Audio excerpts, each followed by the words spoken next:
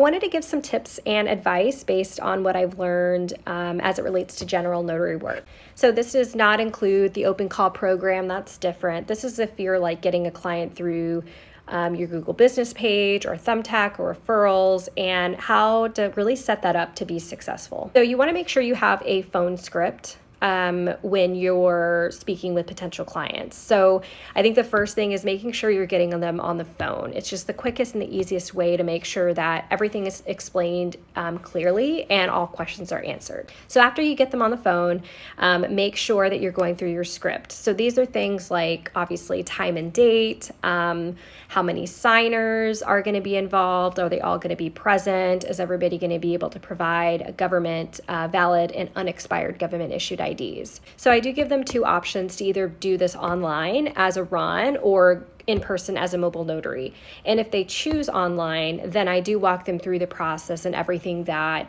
would be expected of them. What's really important is that you make sure that they know that they will need to be on a phone, a tablet, a computer, something with video and audio, and making sure that they also are aware there's a two-step process, right? You have KBA and then you identify through typically a government issued ID. Whether it is in person or online, I use Dropbox to send the client a link so that they can upload the document they're going to be using.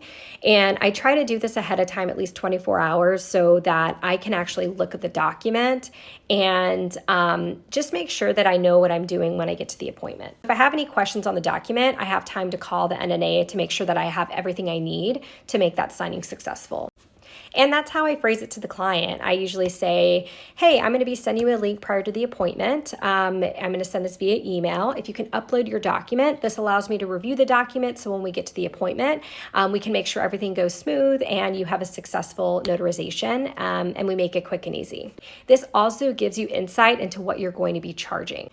I really would hesitate giving a quote before you see the document, because I have had an instance where somebody says, oh, it's going to be one signature, one stamp, and I give them the invoice, and obviously they wouldn't pay the full amount till later.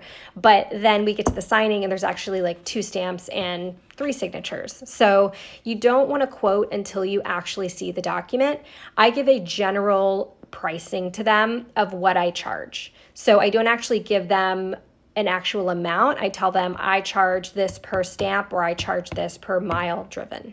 And then make sure at the end of the appointment you are sending a link to review, whether that's your Thumbtack page, giving them a review for your website, giving it a review for your Google business page. Make sure you don't end an appointment without asking for a review. And lastly, if you don't have a cancellation policy, make sure you add that to your website and make sure you're using that for your appointments, because it has happened to me where things have been canceled and my time is wasted. So make sure you're looking out for yourself and you have a cancellation policy in place. So I hope these tips help.